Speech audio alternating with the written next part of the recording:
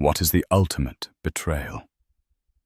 Is it a stolen kiss, a whispered lie, or the cold, calculated act of erasing someone from your life? For Richard Smith, a man who built an emir of steel and glass, betrayal was a tool he wielded with precision. He had it all: a billion-dollar company, a glamorous mistress named Isabella, and a quiet, unassuming wife, Brianna, whom he planned to discard like a forgotten relic.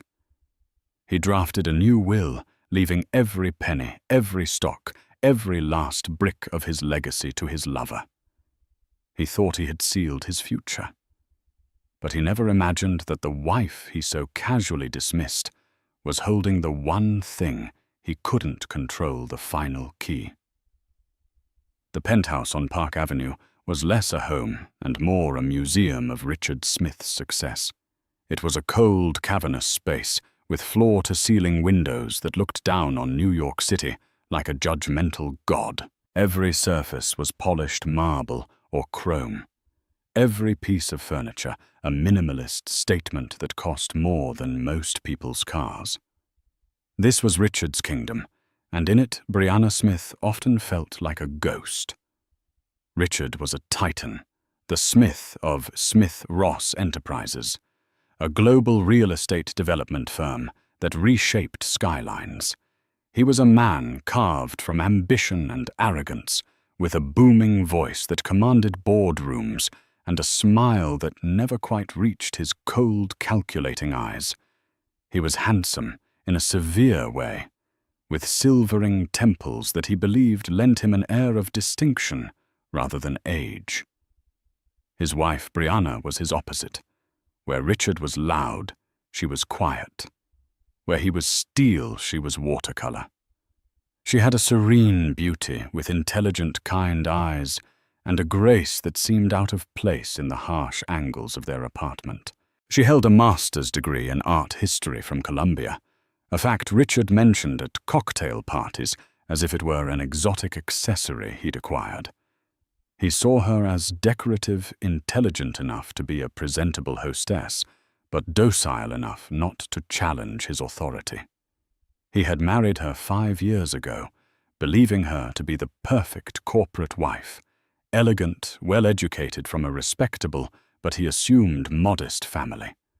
A beautiful blank canvas on which he could paint his legacy. He was wrong. The third person in their silent, fractured marriage was Isabella Rossi. Isabella was everything Brianna was not. She was a fiery, ambitious art gallery owner from Soho, with a mane of dark hair, a wardrobe of daring couture, and an insatiable appetite for the lifestyle Richard provided. She was a mirror perfectly reflecting Richard's own ego and ambition back at him.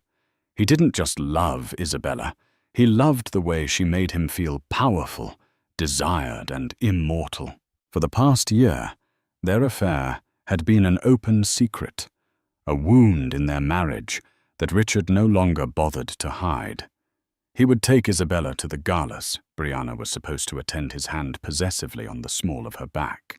He bought her a condominium in the very building his company had just completed, a glittering tower on the Hudson. He would leave the dinner table to take her calls, his voice dropping to a conspiratorial murmur that was louder and more insulting to Brianna than a shout. Brianna endured it with a quiet stoicism that Richard mistook for weakness. He saw her continued presence as proof of her dependency. Where would she go? What would she do? She was a Smith now. He believed the name, the comfort, the gilded cage he had built for her was enough to keep her silent and compliant. He had no idea that her silence was not submission, it was observation. One crisp October evening, the dynamic reached a new level of cruelty. Richard was hosting a dinner for potential investors from Singapore. Brianna, as always, had orchestrated the event flawlessly. The catering was exquisite, the floral arrangements were tasteful, and she moved through the room with an effortless grace, ensuring every guest felt welcomed. Richard stood by the fireplace, a glass of Macallan 25 in his hand, holding court. Isabella was there not as a guest, but as Richard's undeclared partner. She wore a crimson dress that clung to her like a second skin, a stark, deliberate contrast to Brianna's elegant but understated navy blue gown. "Richard, the new Hudson Yards project is simply visionary," one of the investors, Mr. Lim, was saying. Richard clapped him on the shoulder. "We don't build buildings, Way. We build monuments. That's the Smith-Ross difference." Isabella slid her arm through his. "He's a genius. I'm constantly telling him he works too hard, but his passion is just intoxicating." She looked directly at Brianna, who was standing nearby, a small, polite smile fixed on her face. The look was a challenge, a declaration of victory. Brianna simply met her gaze, held it for a beat too long, and then turned to offer another guest a canapé. She didn't rise to the bait. She never did. Later that night, after the last guest had departed, the silence in the penthouse was thick with unspoken words. Richard loosened his tie, his mood expansive from the successful evening. Isabella was lounging on the white leather sofa, sipping champagne. Brianna was quietly directing the cleanup crew. "You can go, Maria," Brianna said softly to the head of the staff. "We'll handle the rest." Once they were alone, Richard turned to Brianna, his expression dismissive. "Brianna, you were a bit stiff tonight. You need to learn to relax. Look at Isabella. She's a natural. People are drawn to that kind of energy." Isabella preened, taking a deliberate sip of her champagne. "Darling, not everyone can be the life of the party. Brianna is more of the quiet support. Every king needs his loyal subjects, after all." The insult hung in the air, sharp and clear. Brianna carefully placed a stray glass on a tray. "I'm glad your evening was a success, Richard." Her composure infuriated him. He wanted a reaction. He wanted tears, a scene, something to justify his growing contempt. "Is that all you have to say? We're building an empire, and you're more concerned with the catering." "Someone has to be," she replied, her voice even. "An empire built on a shoddy foundation will crumble."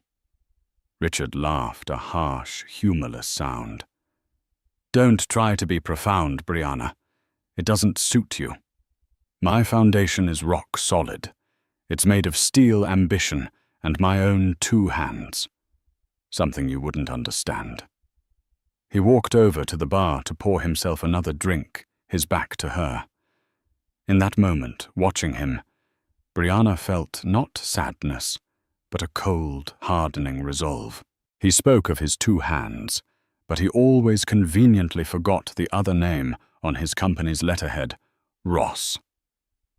He never spoke of his original partner, the man who had provided the crucial seed money and the initial invaluable connections. The man Richard had pushed out and erased from the company's official history. Richard thought his foundation was solid, but he had forgotten or chosen to forget the very cornerstone it was built upon. And Brianna knew exactly where that cornerstone was buried. She looked from Richard's arrogant posture to Isabella's smug smile. They saw her as a spectator in her own life. Soon, very soon, they would learn she was anything but. The first tremor in Richard Smith's meticulously constructed world didn't come from his marriage, but from his own body. It started subtly, a persistent fatigue he blamed on overwork, a slight tremor in his hand he dismissed as too much caffeine. But then came the dizzy spells and a crushing headache that even his potent painkillers couldn't touch. A series of private MRIs and consultations with the best neurologists in the city led to a diagnosis that was as swift as it was brutal. Glioblastoma, an aggressive, relentless brain tumor. The prognosis was stark, 12 to 18 months. Maybe 2 years if he responded well to the experimental treatments. The news didn't humble Richard. It enraged him. He saw the illness not as a tragedy, but as an intolerable cosmic insult. The universe had dared to challenge him to put an expiration date on his reign. His ambition, already a roaring fire, became a desperate inferno.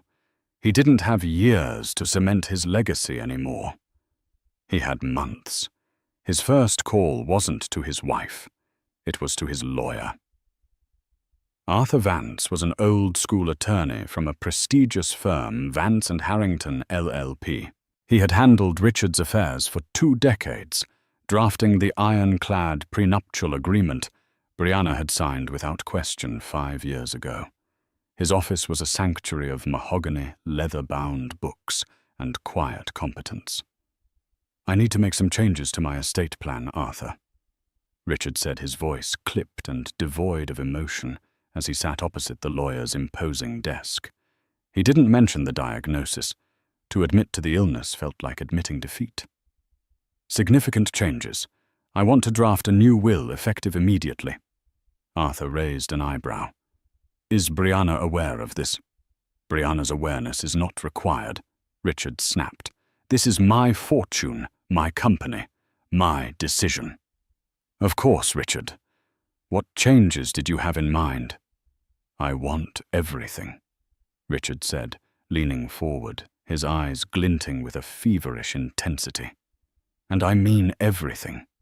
My shares in Smith Ross, the portfolio, the properties in the Hamptons and St. Bart's, the art collection, all of it. I want it to go to one person, Isabella Rossi." Arthur Vance went still. He slowly took off his glasses and polished them with a silk handkerchief. He had seen messy divorces, bitter inheritance battles, and corporate takeovers, but this was a new level of cold-blooded. "Richard," he began, his tone measured, "to completely disinherit your wife is a drastic step. The courts will look at this with extreme scrutiny. Brianna could contest it on grounds of undue influence, especially given your relationship with Ms. Rossi. That's what I pay you for, Arthur, to make it incontestable. The prenup protects my assets acquired before the marriage, and everything since has been carefully firewalled in my name. Brianna is entitled to the settlement outlined in the prenup. $10 million. It's more than generous. She won't get a penny more." $10 million is a significant sum, Arthur conceded, but it's a pittance compared to the value of Smith Ross. We're talking about an estate worth billions. A judge might see this as punitive. "Then find a way," Richard commanded. "I want clauses about her mental state. I want proof of my sound mind when signing. We'll get a psychiatric evaluation for me, the day of the signing. We'll videotape it. I want this thing so armored it would take an act of God to pierce it." While Richard plotted in law offices, Isabella was solidifying her position. She had become his shadow, his confidant, his self-appointed nurse. She learned how to pronounce the names of his medications. She scheduled his appointments with a hushed, reverent efficiency, and she expertly managed his moods. She framed her ambition as devotion. "Oh, Richard, you can't be worrying about work," she would murmur, massaging his temples as he lay on the sofa exhausted from a round of radiation. "You need to rest. Let me handle the calls. It's just, I built it all from nothing." He'd rasp, his voice weaker than he'd ever admit. "I can't let it fall into the wrong hands." "It won't, my love," she'd coo, her voice like honey. "It will be my life's mission to protect your legacy, to make sure the world never forgets the name Richard Smith." She played her part to perfection. She redecorated the penthouse, slowly replacing Brianna's subtle, elegant touches with her own bold, garish taste. She dismissed the household staff Brianna had hired, bringing in her own people. She was isolating him, creating a world where she was the sun, and he was the dying planet caught in her orbit. Meanwhile, Brianna continued to live in the guest wing of the sprawling apartment. Richard had told her during a brief cold conversation that he needed space to deal with some health issues. He didn't tell her it was terminal. He presented it as a temporary condition and his need for isolation as a medical necessity. He was building a wall between them, and Isabella was the chief architect. Brianna saw it all. She saw the new will documents left accidentally on Richard's desk. She saw the way Isabella's eyes lit up when she discussed Smith-Ross board meetings. She felt the shift in the household, the way the new staff looked at her with a mixture of pity and contempt.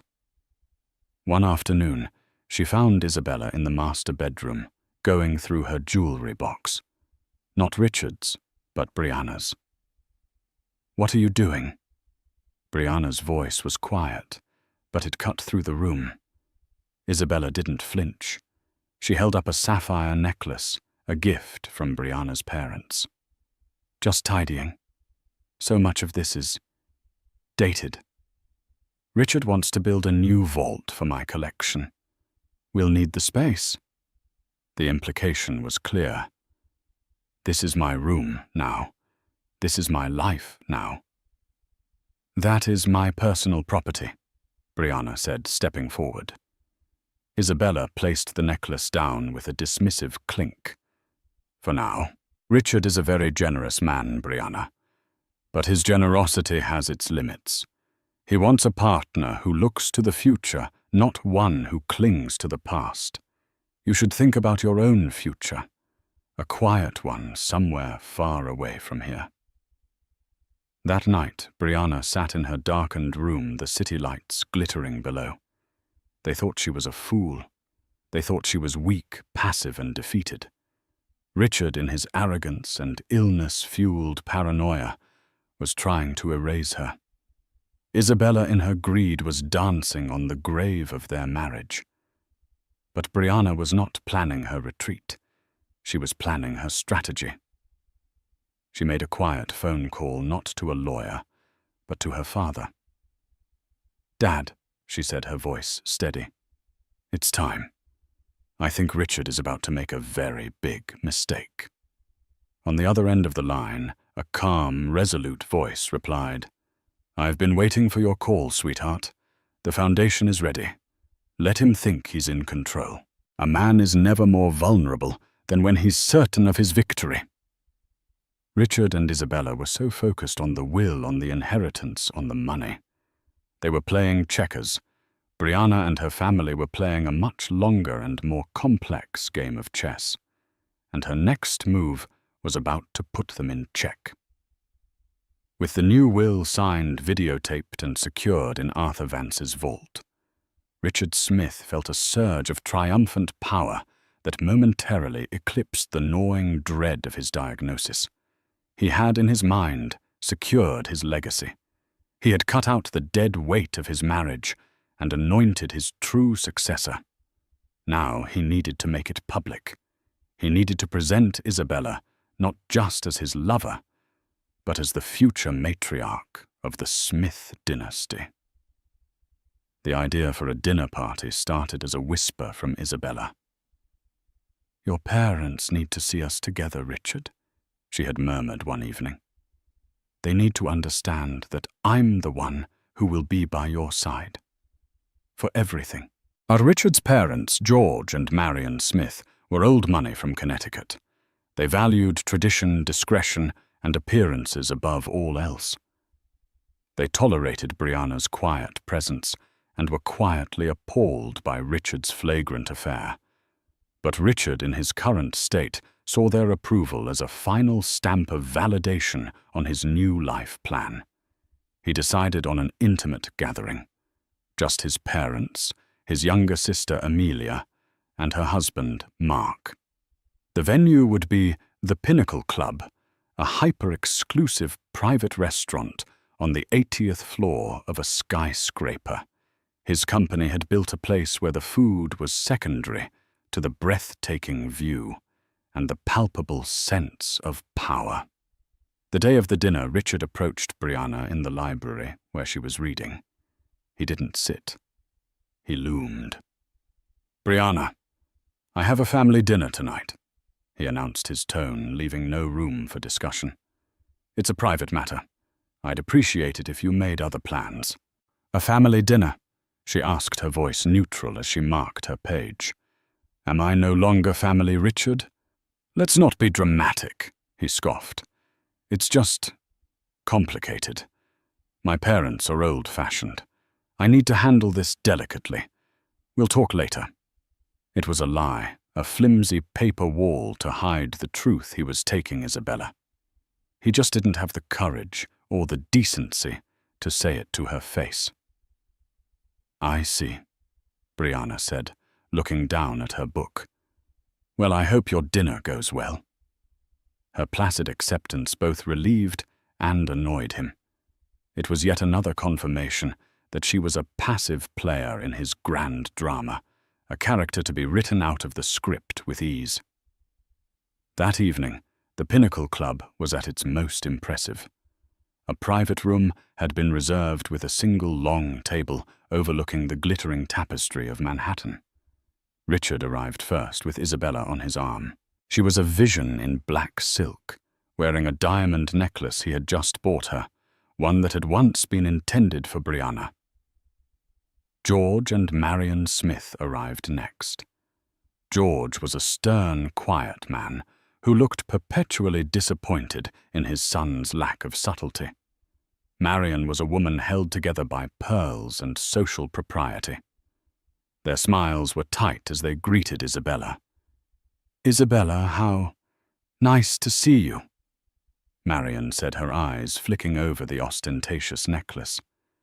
"It's so wonderful to see you both, too," Isabella gushed, kissing the air near Marion's cheek.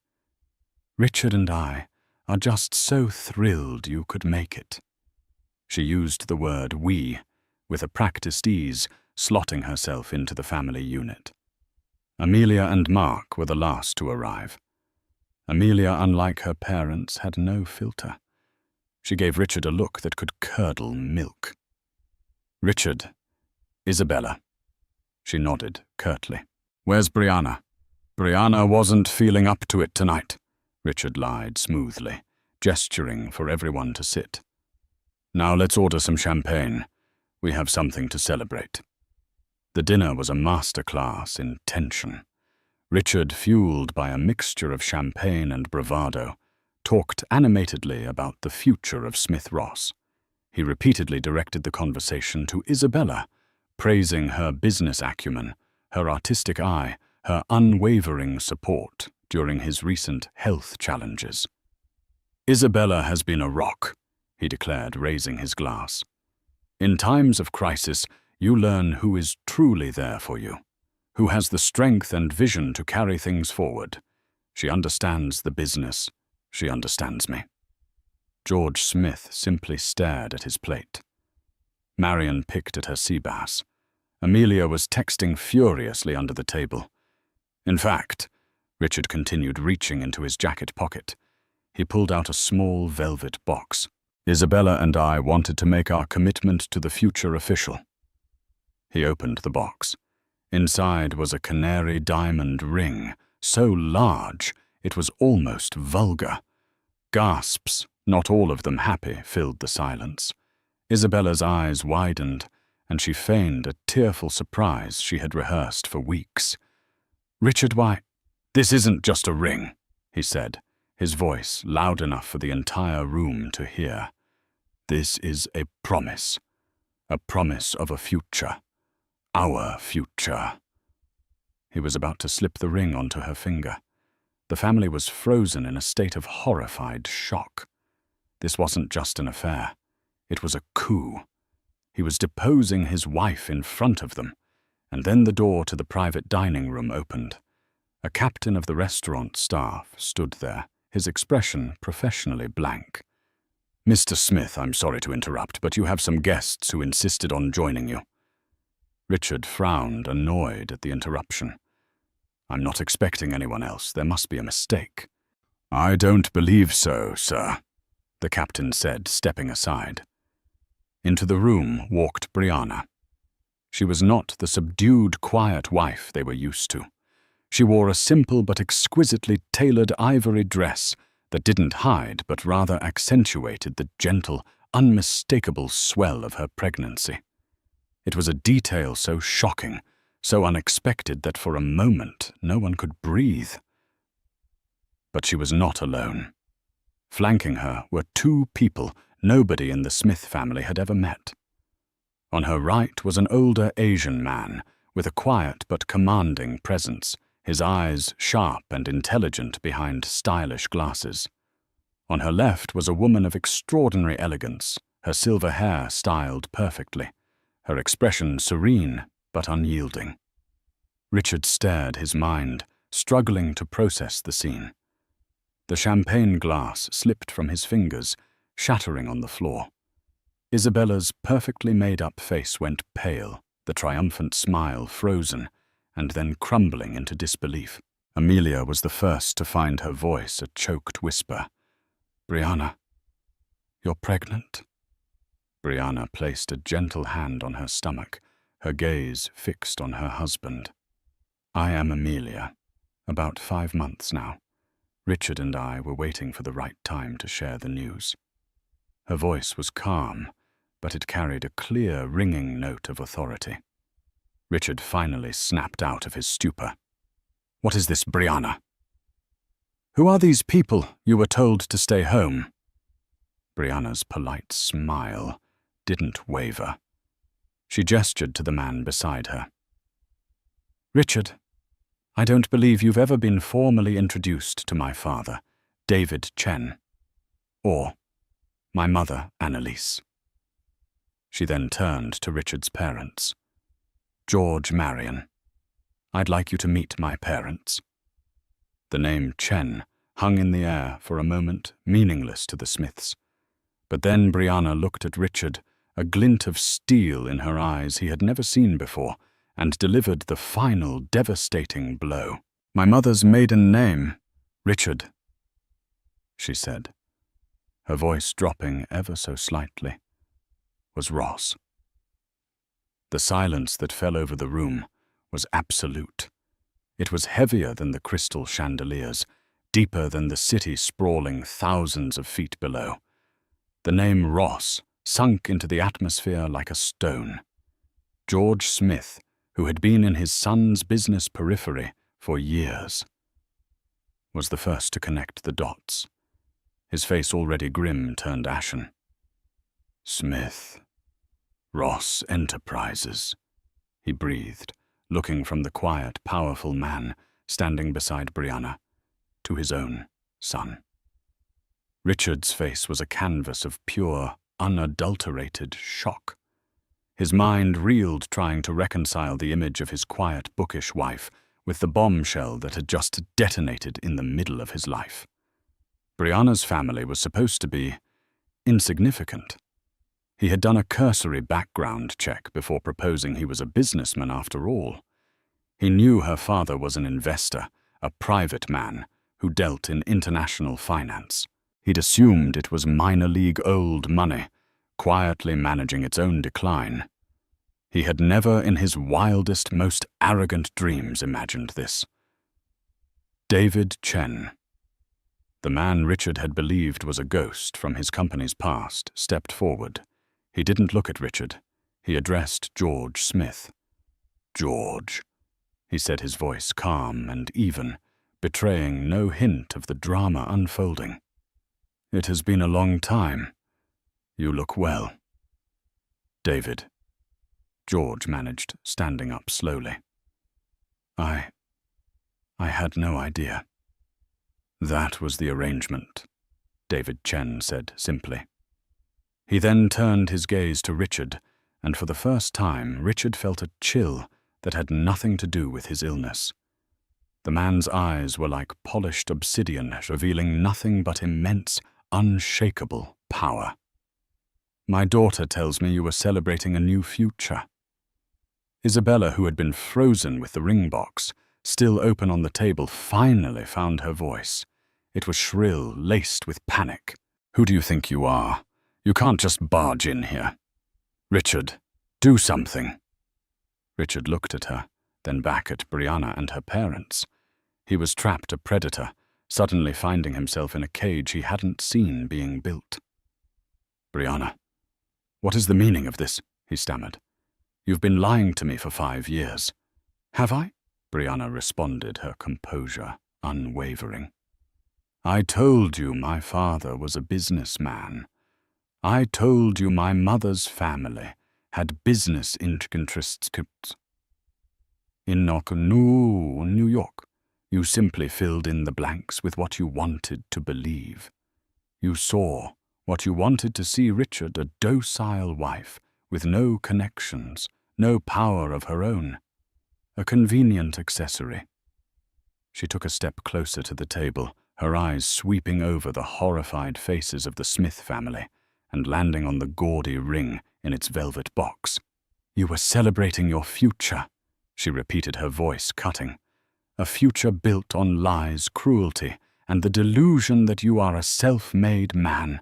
You stand in a building financed by my family's capital, running a company started with my father's money. And you have the audacity to try and discard me and your own unborn child for this." Her gaze flicked to Isabella, a look of such profound contempt that Isabella physically recoiled. Annalise Chen, Brianna's mother, finally spoke. Her voice was soft, but carried the weight of generations of wealth and influence. "We have been patient, Richard. We respected Brianna's wish to make her marriage work on her own terms. We watched you humiliate her. We watched you flaunt this affair. But trying to steal her child's legacy, that is where our patience ends." The word steal was a slap in the face. Richard's arrogance, his one constant companion, surged back. "Steal everything I have, I built," he roared, slamming his hand on the table, making the remaining glasses jump. "Your father was a silent partner. He put in money, I put in the blood, the sweat, the genius. He's been living off my work for 25 years. David Chen smiled a thin, cold smile that did not reach his eyes. "An interesting interpretation of our history. I recall providing not just the initial 70% of the capital, but also the political connections that secured your first 3 major zoning variances. The Ross name was my wife's, used to keep my family's profile low. I preferred to operate from the shadows. I trusted you to build the company, yes. But I never trusted you to be a good man. That is why I insisted on certain safeguards." "What are you talking about?" Richard demanded, his voice cracking. Brianna answered for him. "He's talking about the foundation of your empire, Richard. The one you said was rock solid. It seems you never bothered to read the fine print of the original partnership agreement." Amelia, Richard's sister, finally stood up. She looked at Brianna, at her baby bump, and then at her brother with disgust. "A baby, Richard. You were going to disinherit your wife while she was pregnant with your child." She threw her napkin on the table and looked at her husband. "Mark, we're leaving." She walked over to Brianna, touched her arm gently, and whispered, "Call me," before walking out, her husband trailing behind her. Her departure broke the spell. Marion Smith burst into tears. "George, I feel faint. This is a nightmare." George helped his wife to her feet, his face a mask of shame. He gave his son one last look of profound disappointment. "You've created a mess, Richard. A mess I don't think you can clean up." He nodded respectfully to David and Annalise Chen and escorted his weeping wife out of the room. Now it was just them. Richard, a panicked Isabella, and Brianna flanked by the silent, imposing power of her parents. Richard sank into his chair, the full weight of his miscalculation crashing down on him. The pregnancy, her father, Ross. It was all connected. This wasn't a spontaneous act of defiance from Brianna. This was a carefully planned, perfectly executed counterattack. "So this is it," he said, his voice a hoarse whisper. "You came here to humiliate me." "No, Richard," Brianna said, and for the first time he heard a note of genuine sadness in her voice. "You did this to yourself. I came here to introduce you to your child's grandparents, and to remind you who I am before you signed away a future that was never yours to give." She turned, and without another glance at him or the woman he had chosen over her, she walked out of the room, her parents right beside her, leaving Richard and Isabella alone amidst the ruins of their celebration, the shattered glass on the floor, a perfect metaphor for their broken future. The fallout from the dinner party was immediate and catastrophic. The story, albeit in hushed and distorted tones, ripped through New York's elite circles. Richard Smith, the self-made tycoon, was not so self-made after all, and he had tried to publicly replace his pregnant wife, the secret heiress to his company's other half, with his mistress. It was a scandal of epic proportions, a cocktail of greed, infidelity, and breathtaking hubris. Richard, reeling from the public humiliation and the private terror of his new reality, tried to seize control. His first act was one of pure impotent rage. He had the locks on the penthouse changed formally, barring Brianna from the home she had already mentally left. His second act was to call his lawyer, Arthur Vance. "I want to file for divorce," Richard barked into the phone, pacing his office like a caged animal. "Immediately. And I want to sue her for fraud, for misrepresentation, for something. She lied to me for 5 years." There was a long pause on the other end of the line. "Richard," Arthur said, his voice heavy with caution. "Based on what you've told me about last night, I believe our legal strategy needs to be re-evaluated. Aggression may not be our wisest course of action. I don't pay you to be wise, Arthur. I pay you to win. That will I drew up, is it still valid?" "The will pertains to your personal estate upon your death," Arthur clarified carefully. "But this changes the entire landscape of the marital assets. If her father is indeed the Ross of Smith Ross, then her claim to the company is not just as your wife, but as an heir to a founding partner. The prenup might not be as ironclad as we thought in this new context." "What do you mean?" Richard snarled. "I mean, Richard, that this is no longer a simple divorce. This is the potential dissolution of a founding partnership. I need to see the original corporate charter and the partnership agreement for Smith Ross immediately." But Richard's rage blinded him to reason. He saw Arthur's caution as weakness. "You're fired, Arthur," he spat. "I need a shark, not a damn librarian." He hung up and immediately hired a new lawyer, a notoriously ruthless litigator named Julian Croft, known for his scorched earth tactics and astronomical fees. Croft was a man who saw the law not as a system of justice, but as a weapon to be wielded. Meanwhile, Brianna was not idle. She moved into a beautiful brownstone in the West Village, owned by her family's holding company, Chen Holdings. The space was warm, filled with books and art, a stark contrast to the sterile emptiness of the Park Avenue penthouse. She was surrounded by a team that moved with quiet, lethal efficiency.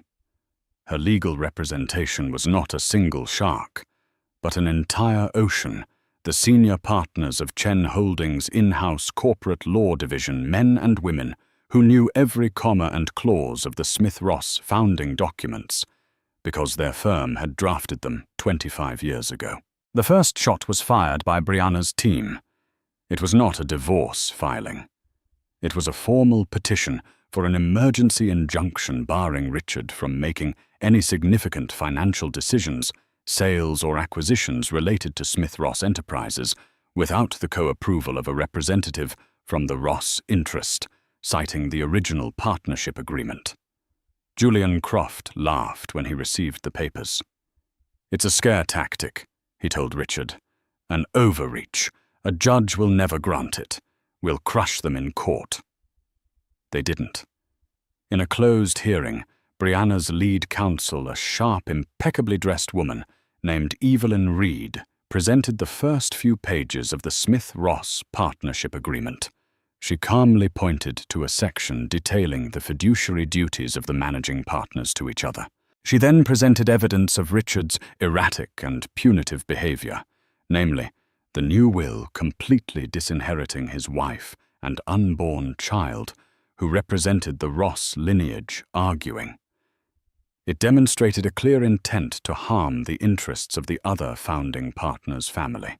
The judge, a no-nonsense woman in her 60s, granted a temporary injunction. Richard was for the first time in his life no longer the sole king of his castle. He had to have his decisions co-signed by an entity he had tried to destroy. The battle then moved to the discovery phase. Croft, on Richard's behalf, demanded years of financial records from Chen Holdings, hoping to find some hidden leverage, some dirt to fling. Chen Holdings complied, drowning Croft's office in tens of thousands of pages of meticulously organized, utterly mundane financial data. In return, Evelyn Reed made a single simple request. "We require the original signed and notarized copy of the 1999 Smith-Ross Enterprises Founding Partnership Agreement."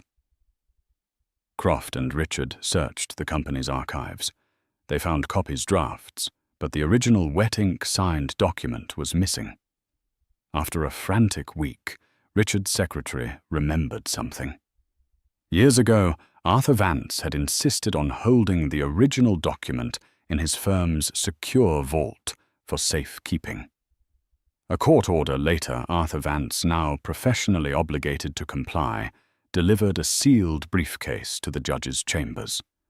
Both legal teams were present. Julian Croft was confident. "Whatever is in that document, a good lawyer can argue his way around it," he whispered to Richard. "It's just paper." Richard, looking gaunter and more stressed than ever, his illness accelerated by the conflict, nodded weakly. He had to believe Croft was right. The judge broke the seal and opened the file. Inside was a thick, leather-bound document. The air in the room was thick with anticipation. This was the blueprint of the empire, the scroll upon which Richard's entire life was written. He believed he was the sole author. He was about to discover he had misunderstood the very first sentence. Evelyn Reed stood her expression calm. "Your Honor, please direct your attention to Article 4, Section 3B of the agreement." The judge found the page. Croft and Richard leaned forward over their copy.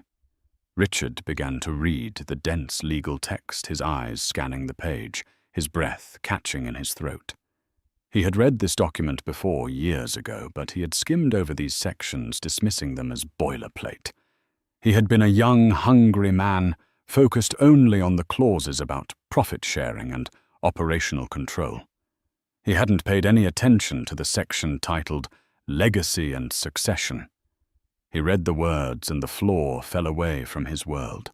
It was a clause he had long forgotten, a detail he had dismissed as a strange eccentricity of his quiet, cautious partner, a detail that was about to become the guillotine for his ambitions. It was the final key. The room was silent, save for the rustle of paper. Julian Croft read Article 4, Section 3B, then read it again, his shark-like confidence visibly draining from his face. Richard Smith felt the blood drain from his own, a cold dread creeping into his veins that was far more terrifying than his medical diagnosis. The clause was titled the Unbroken Partnership Clause. It was a complex multi-part provision David Chen, as Mr. Ross, had insisted upon at the company's inception. Richard remembered arguing against it, calling it unnecessary and sentimental. David had been unmovable. It was, he had said, a non-negotiable condition of his investment. Richard, desperate for the capital, had relented, never thinking it would ever apply. Evelyn Reed, Brianna's counsel, read the key passage aloud for the court, her voice clear and precise. "In the event of the death of a founding partner," she began, "full control and voting rights of said partner's shares in Smith Ross Enterprises shall not pass to an heir designated by a will or testament.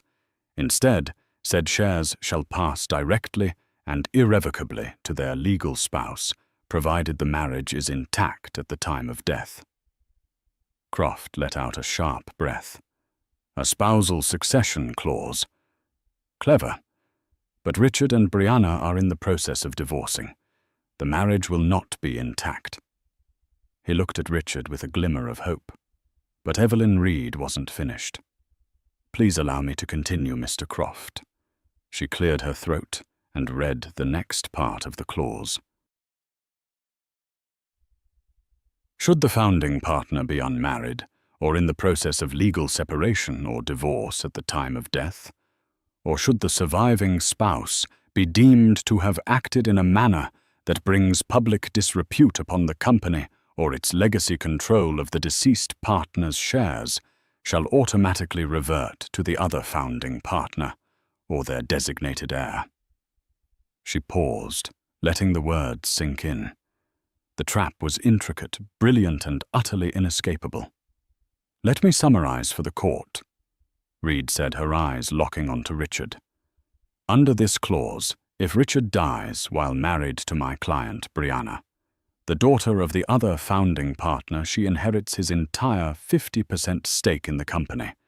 His will, leaving everything to Miss Rosie, is rendered completely irrelevant, as it pertains to the corporate shares, which constitute 95% of his estate." She took a breath. "Now let's consider the alternative. If Richard proceeds with this divorce, the moment the divorce is finalized, he is unmarried. Upon his death, his shares would then automatically revert to the other founding partner's heir. That heir is also my client, Brianna Chen Smith." A choked sound escaped Richard's throat. It was a perfect checkmate. No matter which way he moved, he lost. If he stayed married, Brianna inherited everything. If he divorced her, Brianna inherited everything. But the true genius of the clause, the final vicious twist of the knife, was in the details. "Furthermore," Evelyn Reed continued, "there is the matter of my client's own inheritance. Brianna is the sole heir to the Ross interest, the other 50% of the company, held by her father, David Chen. However, that inheritance is also governed by this agreement. Let's imagine a scenario where Richard successfully and maliciously contested this clause. Let's imagine he somehow managed to divorce my client and assign his shares to Ms. Rosie before his death."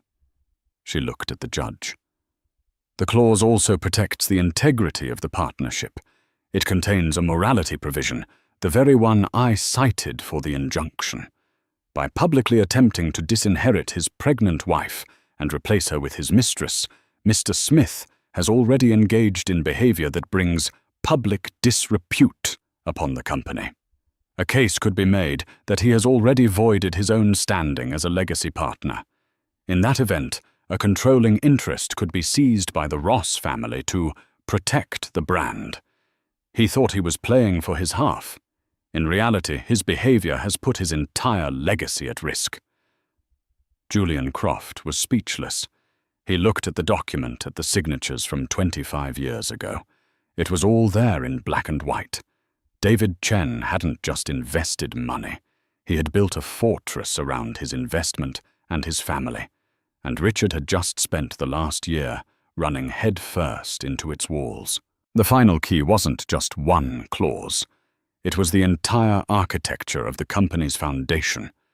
It was a legal masterpiece designed to protect the partnership from the one thing David Chen knew: he could never control Richard Smith's character. "The prenup," Richard whispered hoarsely to Croft. "What about the prenup?" Croft shook his head, looking utterly defeated. "The prenup governs personal assets in a divorce. This is about corporate governance and succession. It's a separate legal instrument that supersedes it entirely. The company's charter trumps your marriage contract, Richard. It always has." Richard finally understood. The penthouse, the art, the cash in the bank, that was all he could ever control.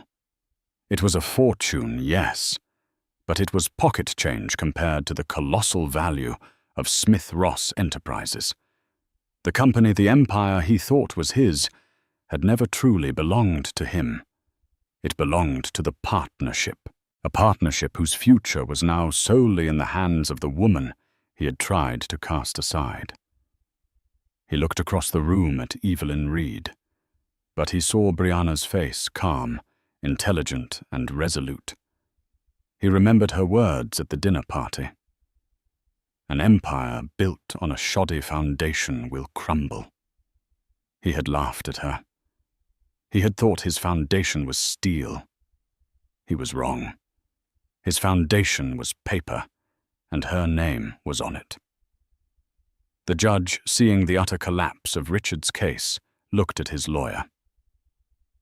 "Mr. Croft, given this information, I suggest you and your client have a serious discussion about a settlement. A very, very generous settlement." As they left the chambers, Richard stumbled, and Croft had to grab his arm to steady him. The physical toll of the battle, combined with the progression of his disease, had ravaged him. He looked like a ghost, a pale imitation of the titan he had once been. The fight was over.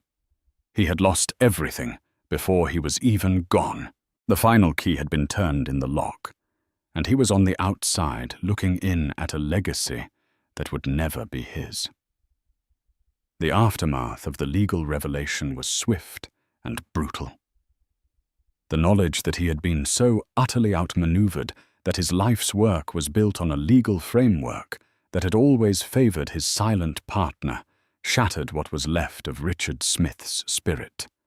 The rage and arrogance that had fueled him for months evaporated, leaving behind a hollow, defeated man confronting his own mortality and irrelevance. His shark of a lawyer, Julian Croft, seeing no path to victory and no more billable glory, negotiated a quiet, unceremonious exit. The divorce was granted, but the settlement was a world away from the pittance Richard had intended. On paper, Brianna received a substantial but not obscene sum. The real victory was not in the settlement, but in the corporate charter that remained unchanged. The company was secure. Her child's legacy was secure. The first person to abandon the sinking ship was Isabella Rossi. When it became clear that the billion-dollar inheritance had vanished, so did her devotion. Her cooing words of love and support were replaced by shrill accusations. "You told me it was all yours," she shrieked at him in the penthouse, surrounded by half-packed boxes of designer clothes and jewelry. "You promised me everything. I've wasted 2 years of my life on you." "I thought it was," Richard whispered from an armchair, looking frail and old. "I truly thought it was." "Well, you thought wrong," she spat, grabbing a new Hermes bag he had bought her. "I'm not going to be some glorified nurse for a broke, dying man." She left without a backward glance, the canary diamond ring conspicuously absent from her finger, likely already at a private auction house. Her departure was a quiet, pathetic end to the grand passion Richard thought he had found. He was left alone in the cold marble museum. He had built a king with no subjects and no kingdom. His health declined rapidly after that. The stress had accelerated the glioblastoma's merciless march. His parents and sister visited their faces etched with a mixture of pity and lingering anger. He had brought shame upon their family name, and while they would not abandon him in his final days, the warmth and respect were gone forever. Richard spent his last few weeks in a private hospice, the sterile white room, a far cry from the opulent world he had fought so hard to build. In moments of lucidity, he would stare out the window, replaying his life, wondering at what point he had made the fatal error. Was it when he underestimated Brianna? Or was it 25 years ago, when he had skimmed the fine print, so blinded by ambition that he failed to see the quiet wisdom of his partner? He died on a grey Tuesday morning in March, with only a paid nurse for company. His will was executed, leaving his personal assets a few $1 million, the penthouse, and some art, all that the prenup had cordoned off to Isabella. But by the time the lawyers contacted her, she had already moved on, attached to a new European billionaire, and barely acknowledged the news. Most of the money was devoured by legal fees and estate taxes. 6 weeks after Richard's death, Brianna gave birth to a healthy baby boy. She named him David, after her father, with the middle name Ross. She did not give him the name Smith. Brianna did not attend Richard's funeral. Instead, she spent the day in her warm West Village brownstone, holding her newborn son, looking toward the future. She had no interest in vengeance. Her victory was not in Richard's defeat, but in her own survival and the protection of her child's birthright.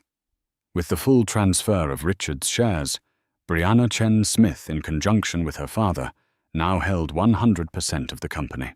Their first act was a symbolic and powerful one.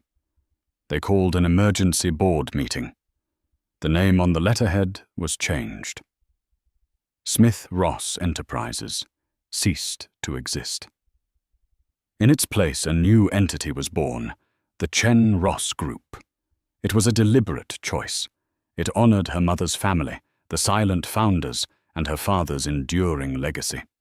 It erased the name of a man who had tried to build an empire on a flawed character. Brianna did not retreat into the shadows. She took an active role as co-chair, proving to be a formidable and insightful leader. Her background in art history gave her a unique perspective on development. She championed projects that integrated beauty community and sustainable design, shifting the company away from Richard's cold, monumental style. She was respected not just for her name, but for her vision. One sunny afternoon, about a year after Richard's death, Brianna was in Central Park with her son. Little David was taking his first wobbly steps on the grass. She watched him, a feeling of profound peace settling over her. She had endured the ultimate betrayal, faced down a titan, and had emerged not just intact, but stronger. She thought of Richard and felt a pang, not of anger, but of pity. He had been so obsessed with his legacy, with carving his name onto the sky. He never understood that a true legacy isn't built in steel and glass. It's built in people, in family, in the integrity you pass down to the next generation. He had sought to control everything, and in the end, controlled nothing. He thought he was writing the final chapter, but he was just a footnote in a story that was always truly hers. Brianna picked up her son, who gurgled happily in her arms, and held him close. The city skyline glittered in the distance, a testament to ambition and power. But for her, the whole world, the entire empire, was right here in her arms. She had held the final key, and she had used it not to lock a door on the past, but to open one to a brighter, better future. Brianna's story is a powerful reminder that true strength isn't about being the loudest voice in the room, but about having the wisdom to play the long game. She endured humiliation and betrayal, all while quietly holding the power to change everything.